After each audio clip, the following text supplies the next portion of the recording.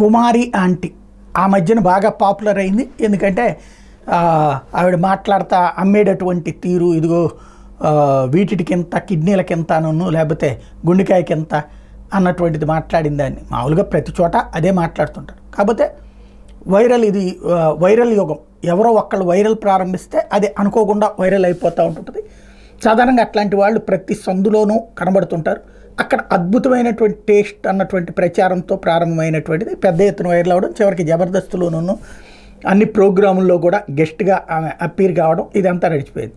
ఇప్పుడు scene cut చేస్తే ఆ మధ్యన అక్కడ రోడ్డు అంతా ట్రాఫిక్ నిలిచిపోతుందంటూ తీసుకెళ్ళిపోతుంటే మూసేపించే ప్రయత్నం చేస్తే చివరికి ముఖ్యమంత్రి జోక్యం చేసుకుని బతకనీయండి అని చెప్పేటటువంటి పరిస్థితికి వచ్చింది.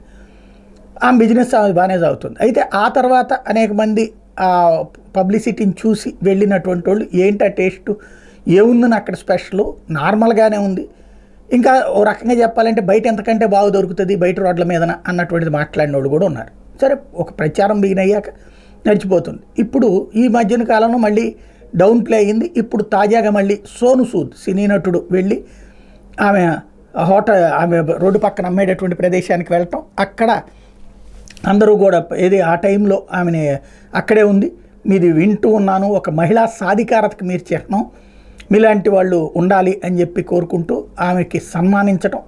అదే సందర్భంలో ఎంతటి భోజనం అంటే నాన్ వెజ్ అయితే 120 రూపాయలు, వెజిటేరియన్ అయితే 80 రూపాయలు అని చెప్పటం, నాకు మరి అయితే ఎంత డిస్కౌంట్ ఇస్తారంటే ఫ్రీగా పెడతానంటాం. ఇదంతా కూడా ఒక వీడియో తనే తీసి అది వైరల్ చేశారు సోను సూద్.